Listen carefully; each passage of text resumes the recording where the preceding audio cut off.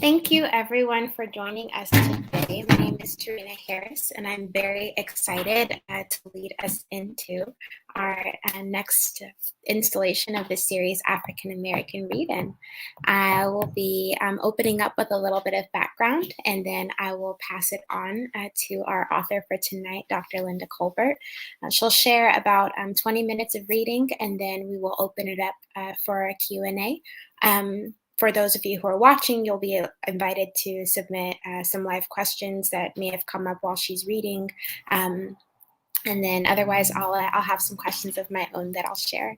So a bit of background, Nia Cultural Center is really excited to invite you to join us this month for our African American Read-In for the whole month of February. This week, our author is Dr. Linda Colbert. Her debut book, The Struggles of Unloved Women, is historical biblical narratives of the lives of 10 women in antiquity. Although women were valued in ancient history, they had no voice and were subjected to the social mores of time in which they lived. In the struggles of unsolved women, the doors to these women's lives were sprung open, and they unashamedly recounted the events of their lives by revealing their private thoughts to the reader. Through their stories of courage, fortitude, and wisdom, they teach present-day women how to triumph over tragedy. There is a story behind every door. Reclaim your voice, conquer your fears, overcome the shame of your past, and regain your spiritual and emotional health by unapologetically telling your story. For information on how to purchase a copy of this book, you can contact the author, and I will also include that link into the comments section. And so the National African American Read-In is a groundbreaking effort to encourage communities to read together, centering African American authors and books. It was established in 1990 by the Black Caucus of the National Council of Teachers of English to make literacy a significant part of Black History Month. This initiative has reached more than 6 million participants around the world, and we're very fortunate to get to join together tonight and call ourselves among some of those participants. And so please help me welcome author Dr. Linda Colbert. We're so happy to have you. I'm happy to be here. Can you hear me okay? Yes, ma'am. And so I will pass it over to you to share your reading. And again, thank you so much. Well, I'm happy to be here, and I just want to thank the Nia Cultural Center for inviting me, and Sue Johnson, Miss Sue Johnson, for all that she does to help us to stay literate, to teach us about our history. She's an amazing woman, and I haven't met Tarina in person yet. I may have, but I just want to say to you, you are a beautiful woman, and I'm happy to be a part of this event. Well, I don't know exactly where I should start. I guess I should start telling you a little bit about the struggles of unloved women. This is my first attempt at writing a book, and it was an amazing experience for me. I wrote this book based upon fact, first of all, because I love the Word of God, but also because I'm being a women's ministry Bible teacher at our church. We would have some of the most amazing discussions about women, things that we encounter, struggles that we have in life. And as in hearing the stories of struggles, I recognized that women in antiquity also had these struggles. And so I wanted to make the Bible come alive, but also to show African American women that we are really a part of the story of the Bible. And so tonight, what I'd like to do is just pick out a few excerpts from my book, just to share just to introduce you to what some of the chapters say in this book. And so let me just get started with telling you just a little bit about where women are in the story of the Bible and also in life in general. Okay, so let me just read this section from the introduction. I didn't hear the first part of Tarina's instructions on what I'm supposed to do today. but I'm hoping that I'm on target. Regardless of the eras, culture, laws, or historical events, women have always been a strong, resilient, and formidable force of humanity, especially African American women. Women have always found their place in the thick of things like war and politics, religion and ministry, in the home, through childbirth and child rearing, and even human tragedies. You name it, there is not an advent or event in history where women are not present, engaged, dynamic, and essential. You are invited to enter through the doors and into the lives of these 10 women. Perhaps your story is the same or a similar one. Hear what each one has to say. Allow these exceptional biblical women to encourage you, forewarn you, and teach you where your strength truly comes from. Learn the lessons from their lives. Find answers to your most perplexing questions. But most of all, discover for yourself the greatest love that ever lived. He is the water of life, the unseen hand guiding you and protecting you through every circumstance that you encounter. He is an ever present God, no matter what your struggles, no matter what you encounter, no matter how traumatic the event, you can be sure of this one thing. God loves you and he has already overcome the world. So be encouraged, be of good cheer, and enjoy the journey. The first excerpt that I'd like to read is from the story of Abigail.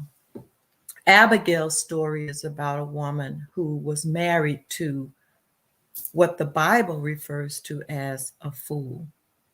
In that time, marriages were arranged for the most part. And more than likely, Abigail was a young maiden, young virgin who was given to Nabal in marriage. And so here is her excerpt from the beginning of her chapter and her voice telling her story. Now think it over and see what you can do, because disaster is hanging over our master and his whole household. He is such a wicked man that no one can talk to him. I was stunned when the servant rushed in and said, David sent messengers from the desert to give our master his greetings, but he hurled insults at them. What? I said. Nabal had no idea what he had done. My legs nearly gave out on me as I listened to the servant's report. Nabal had done it again, but this time he had gone too far. I have made excuses for his ill-mannered remarks and insensitive words on so many occasions. How can someone be so brutish and hateful? Nabal was the rudest, most ill-tempered man and mean-spirited person I had ever known. Nevertheless, he was my husband, and it was my duty to make his home a house of peace. True to his name, Nabal was a fool. He had foolishness wrapped up in his thinking and his actions, and he showed no remorse for any damage that he caused others. And all the time Nabal and I were married, I never witnessed an apology for anything he had done. He was so arrogant. There were times when I could sense a hint of regret, but Nabal was so prideful. He would blame others for his actions. Well, people like Nabal who refuse to change are on a fast track to a horrible end. This is exactly what happened to Nabal. With all of his wealth and his potential to do well, he squandered his life on cynicism, drunkenness, stubbornness, and foolishness. But this time, he had brought disaster upon all of us. What could I do? With haste, I gathered loaves of bread, raisins, and skins of wine. I prepared a peace offering for David and his men. In a panic, I said to the servants, dress 5 sheep and gather the grain, cakes, and figs. Hurry, load the donkeys and rush ahead of me. I will follow you. Maybe we can intercept him before he destroys all of us. Go quickly. I will meet you in the ravine. Perhaps my Lord will have mercy and repent of the evil he plans for us. I said nothing to Nabal. As I rushed to the desert, I rehearsed, what would I say to David and his men? When I saw David, I lighted off my donkey and bowed down with my face to the ground. I was so frightened, my body trembled. Please, my Lord, let the blame fall on me, I cried. Then I stood. I told David all that was in my heart. I struggled to maintain my composure. When I finally had the courage to look on his face, I was amazed by what I saw in his eyes. Then he spoke. I am Abigail, and this is my story. That's the first excerpt from my book, and it introduces the reader into the story of Abigail's struggles by being married to a foolish man. The second excerpt that I'd like to read is a very familiar story about Hannah. She was a barren woman, and we know that there are women in this world who can't have children. And so the Bible talks about how Hannah dealt with her issues with barrenness, and her story is found in 1 Samuel. No, my Lord, I am a woman of sorrowful spirit. I have drunk neither wine nor intoxicating drink, but I have poured out my soul before the Lord. It was not a good day. As was our yearly practice, we traveled to Shiloh to worship the Lord at the temple. Peninnah was in rare form that day. At every opportunity, she made it a point to remind me of my barrenness. She paraded her children before me and mocked me with sarcasm and insensitive comments. She rolled her eyes at me and sneered at me from across the table. It was pathetic. And she did it especially when Elkanah was not paying attention. It was childish, and I was sick of it. By the time we sat down to eat, I had my fill of Elkanah, Peninnah, and her noisy, chattering children. What's more, my heart was filled with sorrow, much more than at other times. I was depressed. I was desperate. I lamented over my childlessness. Am I cursed? It was difficult to hold back my tears. I felt like I would explode. I wanted to run out of the room as fast as I could. This has gone on too long, not only for me, but for Elkanah too. I could not eat of the peace offering because Peninnah had provoked me relentlessly that day. My heart was so heavy. I wanted to lash out at Peninnah, but I held my peace. It took every ounce of my strength to control my emotions. My head felt like it would split in half. Then Elkanah looked at me, and in an attempt to comfort me, he said, Hannah, why do you weep? Why do you not eat? And why is your heart grieved? Am I not better to you than 10 sons? Elkanah was kind, and I knew what he was trying to do, but I could not find any comfort in his words. Nevertheless, he was right. He had been better to me than 10 sons. So I ate and I drank. Then I went to the temple to pray. I am Hannah, and this is my story. And then she goes on to talk about her struggles with barrenness and being in a marriage where there was another woman who was a part of her family, polygamy, a polygamous marriage. And she tells her story. That's 2 excerpts. I don't know how many more you would like me to do.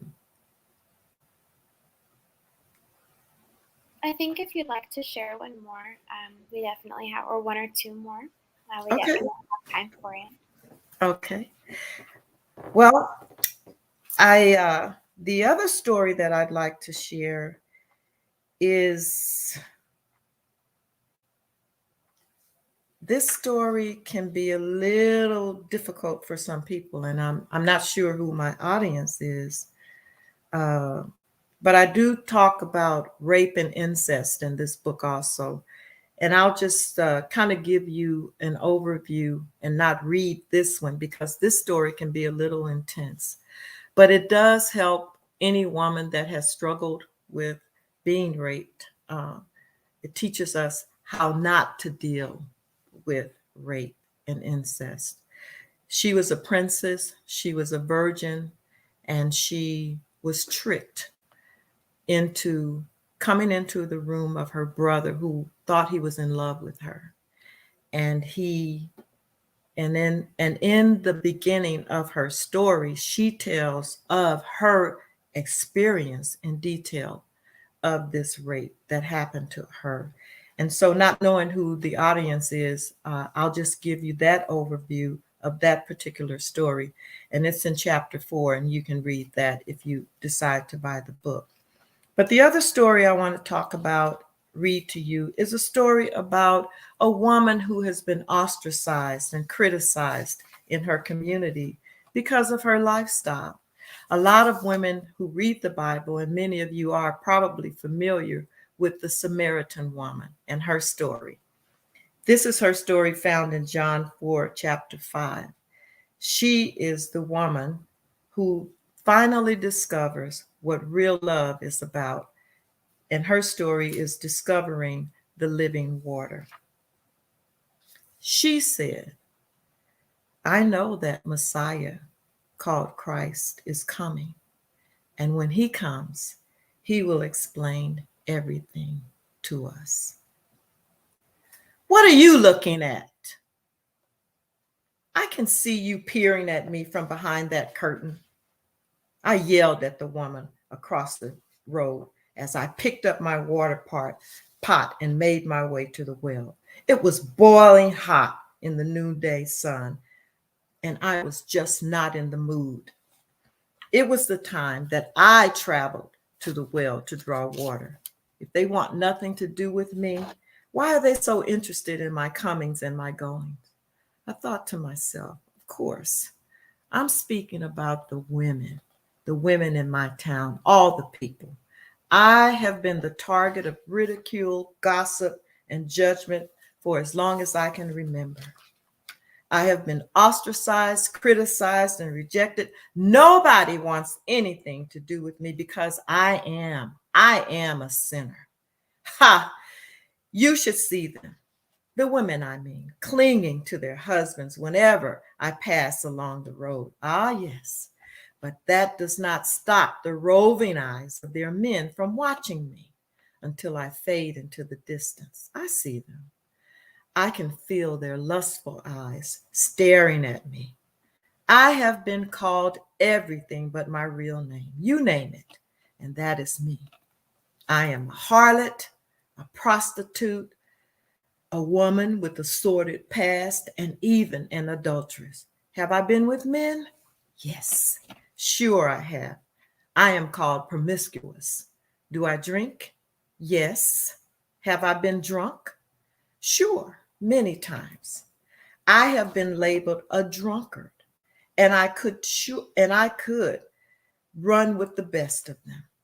That said, I do have a name, but nobody has ever bothered to ask me, what is your name, dear? To them, I am anonymous. I am the invisible woman. Whether colloquial or proper language is used, The most judgmental and hurtful label of all is the one that stuck with me the most. She is a sinner. Yes, I am. And I probably was the highest ranking sinner in Sychar. At least that is what the townspeople believe.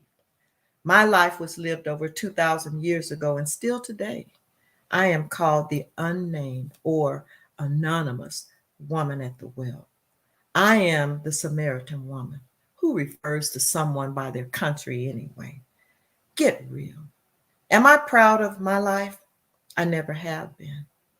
Nevertheless, in retrospect, I am grateful for everything that happened to me, and I will gladly tell you why. I am the woman of Samaria, and this is my story. And so she goes on to talk about her hometown in Samaria and all of the things that she encountered. She was a woman who had been passed around from man to man. In fact, she had been married to 5 men and was now living in a marriage, living in a lifestyle with a man that she was not married to. And she, on her way to the well this day, she encounters Jesus, who shows her what real love is and introduces her to the water of life. And that's the Samaritan woman's story. And then the final story that I'll share with you today has to do with demon possession, or what is mimicked today as mental illness. And so in this book, these women encounter a variety of things that happen to them in their lives. And in this case, this woman's name is Mary Magdalene. She was demon possessed at the time that she met Jesus. And this is her story. Woman, he said, why are you crying? Who is it that you are looking for? Do not hold on to me, for I have not yet returned to the Father. Go instead to my brothers and tell them, I am returning to the Father and your Father, to my God and your God. It was damp and very cold that night. I was crouched in a corner in the back of an alley. There was trash everywhere, rats, roaches, smelly dried food. What a nasty pit.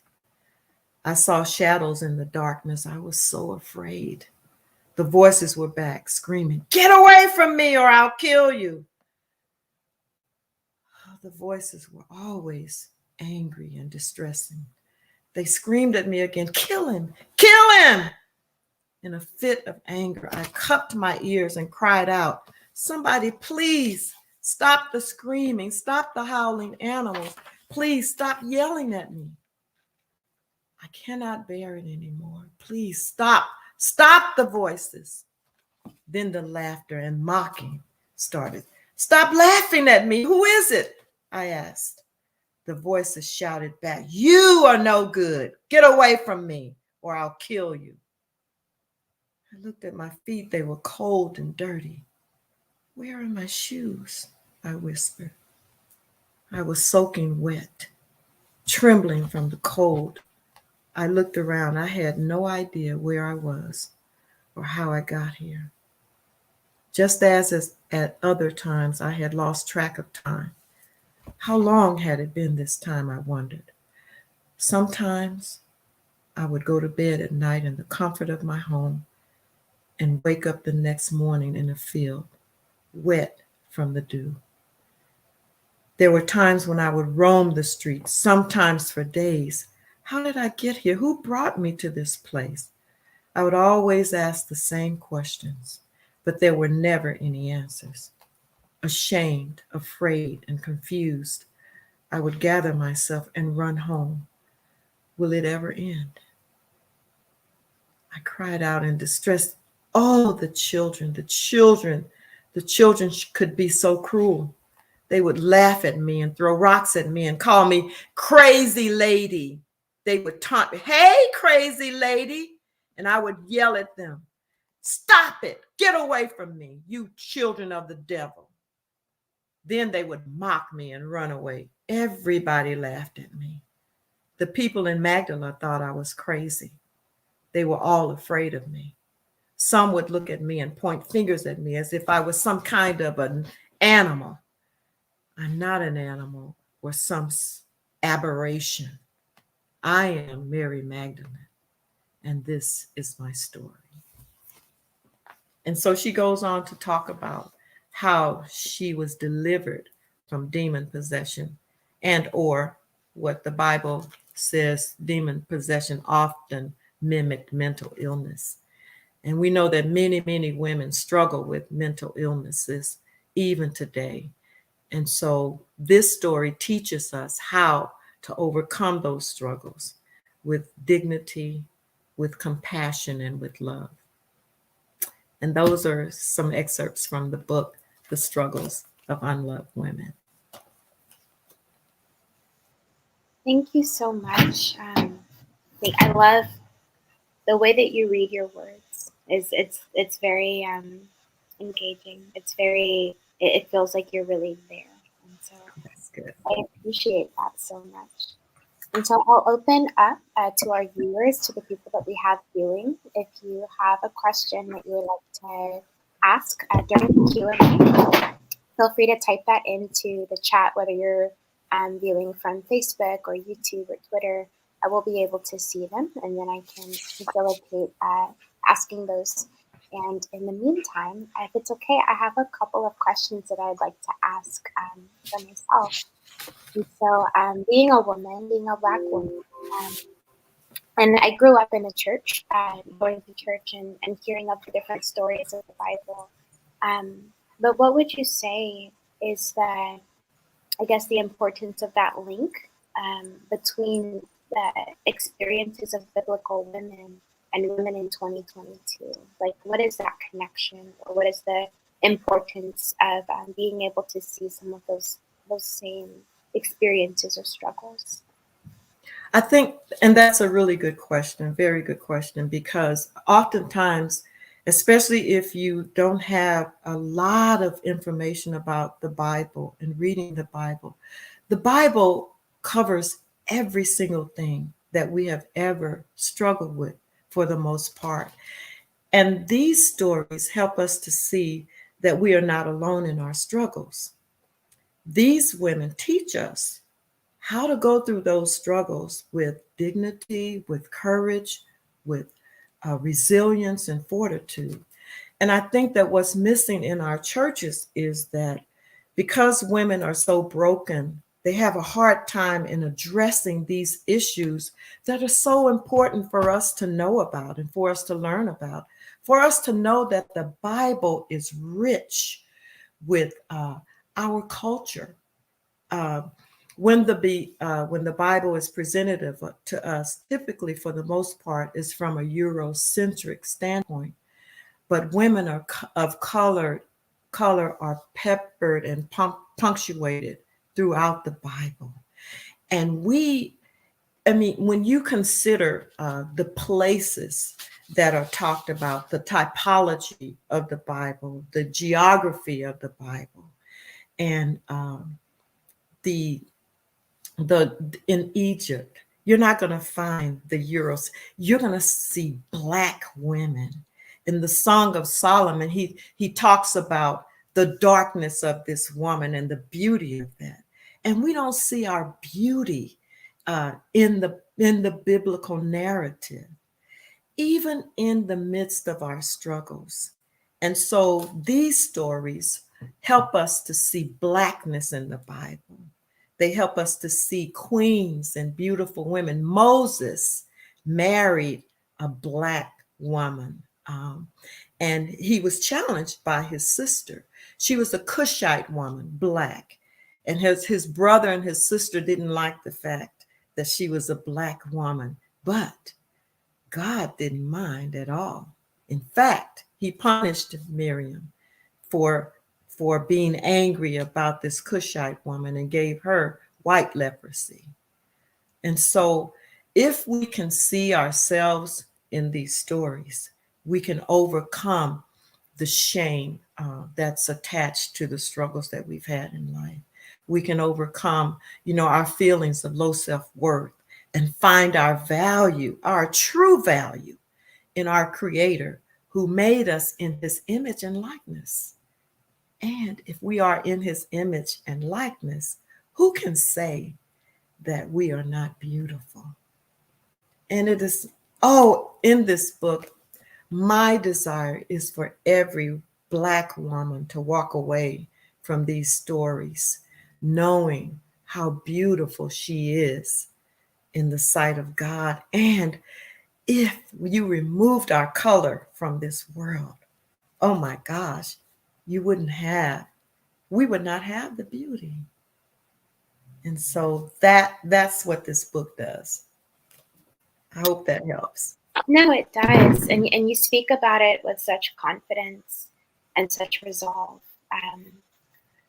Yeah, it's really amazing. It makes me, because there's so much there that you share about the women of the Bible and the importance of that.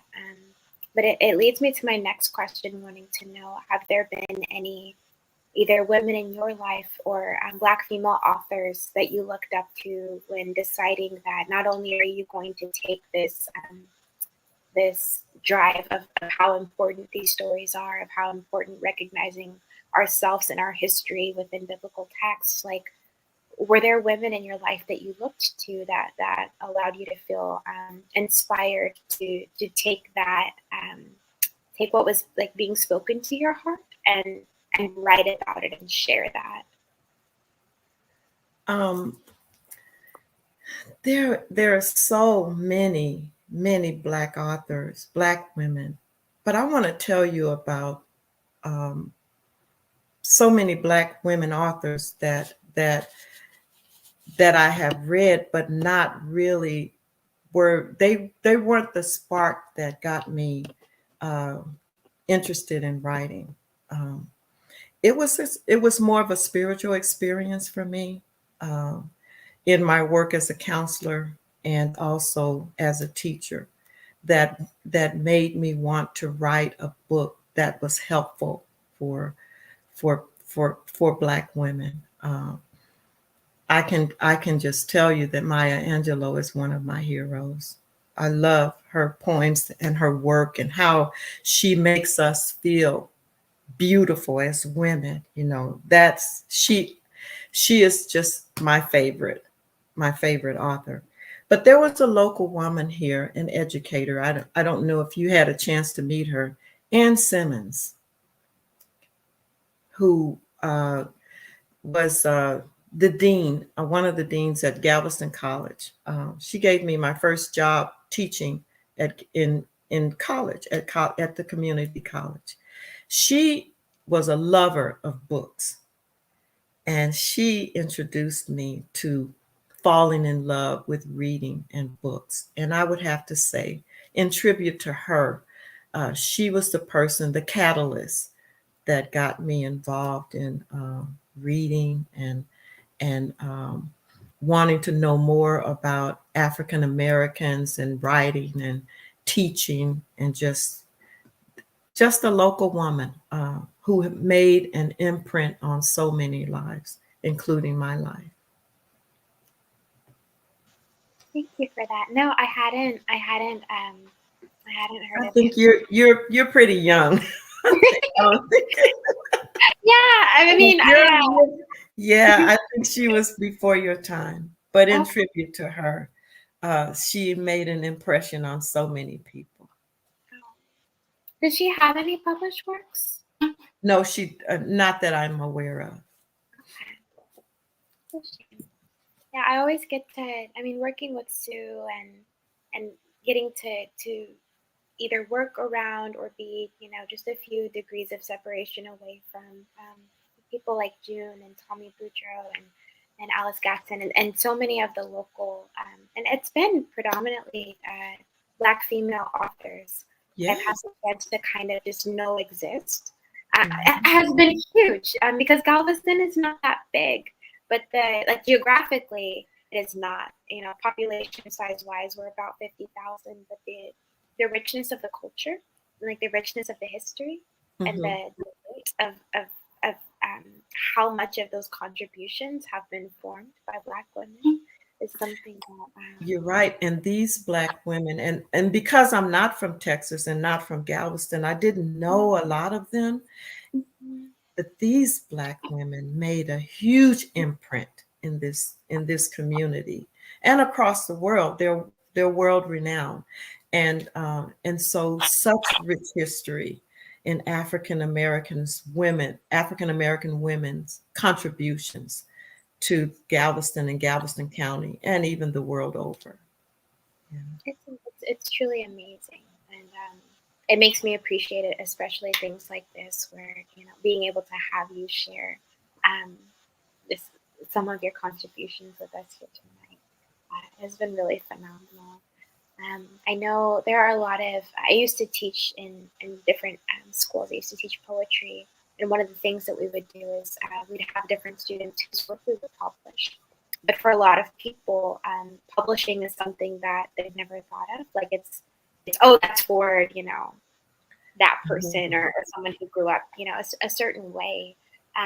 But for you, like, what was that process like of going from kind of this work that you had been writing to to moving into publication? Like, I know it can be so different for other people, and so I'd love to hear about what that experience was like for you. For me, I think the experience for me was just starting from where, just at the base piece.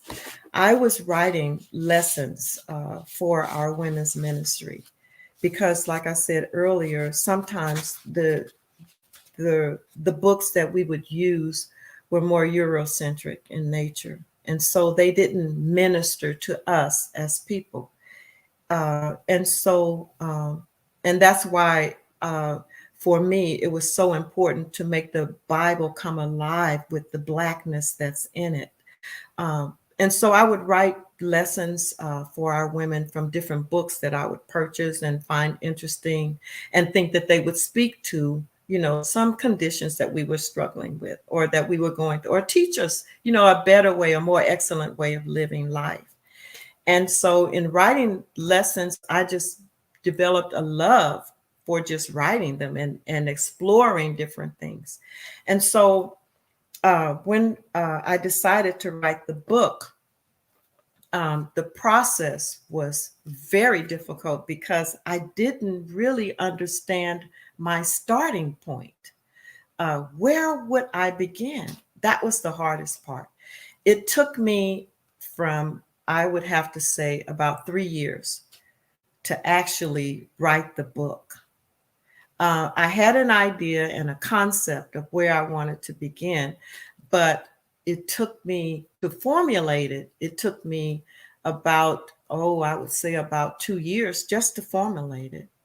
And then uh, one day I just knew what I was going to write about. And once I started writing, it just started coming and it started flowing.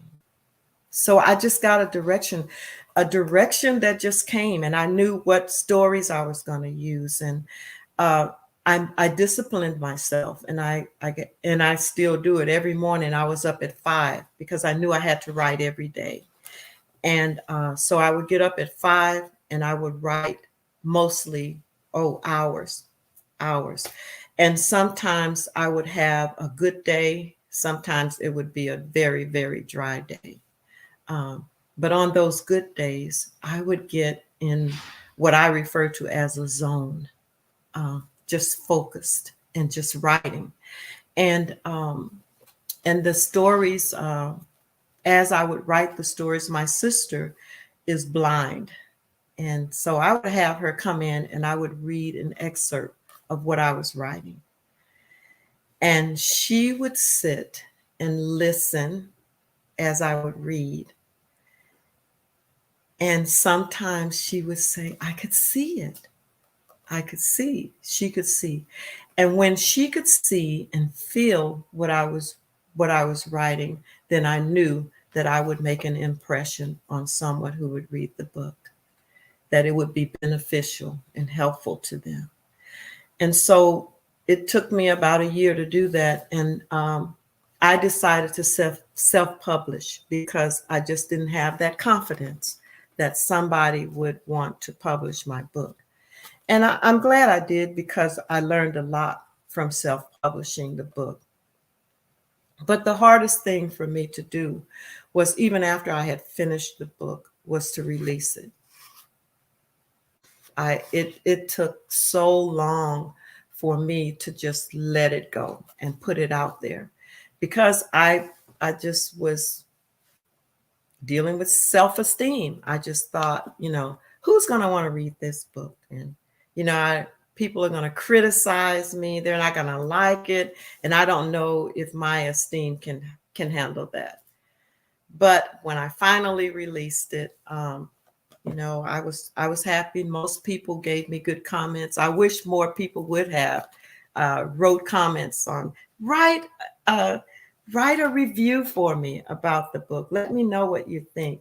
But we don't do that much. So, but releasing it was the most difficult. The journey was very interesting.